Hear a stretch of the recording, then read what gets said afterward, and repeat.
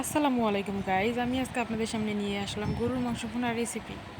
2 মিনিটেই হয়ে যাবে গরুর মাংস ভুনার রেসিপির জন্য এখানে আমি নিয়েছি 1 কেজি পরিমাণ মাংস, 3টে পেঁয়াজ কেটে নিয়েছি, একটি রসুন নিয়েছি, 3টি শুকনো মরিচ, একটি তেজপাতা নিয়েছি এবং একটি ছোট কুচি করে টমেটো কেটে নিয়েছি।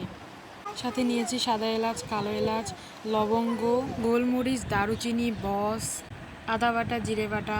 উপকরণগুলো নেওয়া হয়ে গেলে ভালো করে ধুয়ে রাখা গরুর মাংসগুলোতে পেঁয়াজ দিয়ে দিলাম, রসুন দিয়ে দিলাম, কেটে রাখা টমেটো কুচি দিয়ে দিলাম, এরপরে মশলাগুলো দিয়ে দিলাম, এরপরে একটি তেজপাতা, জিরে বাটা, আদা বাটা এবং ফ্লেভারটা বাড়ানোর জন্য শুকনো মরিচ চিড়ে দিলাম।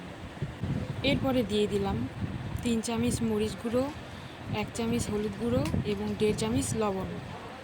আপনারা পরিমাণ মতো লবণ দিয়ে দিবেন, যে যেমন খান। সব কিছু দেওয়া হয়ে গেলে তেল দিতে হবে। এখানে আমি তেল দিয়েছি 2 কাপ পরিমাণ। আপনারা চাইলে এখানে পেঁয়াজ বেরেস্তাও অ্যাড করতে পারেন। সব কিছু অ্যাড করার পরে ভালোভাবে মাখিয়ে নিতে হবে। কিছুক্ষণ মাখানোর পরে চুলোয় বসিয়ে দিতে হবে। গরুর মাংস মাখিয়ে নিলে স্বাদটি দ্বিগুণ হয়ে যায়। দেখুন এখানে আমার মাখানো শেষ, কতটা লোভনীয় লাগতেছে। সব কিছু দেওয়া হয়ে গেলে এখন পানি দিতে হবে। আমি যেহেতু ভুনা করব সেহেতু 1 কাপ পরিমাণ পানি দেব।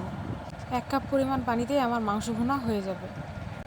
এরপরে মাংসগুলো চুলায় উঠিয়ে দেব। 20 মিনিট পরে আমরা ফিরে এসেছি। এখন মাংসগুলো আমরা ভালোভাবে নেড়ে নেব এবং বেশ কিছুক্ষণ ধরে কষিয়ে নেব।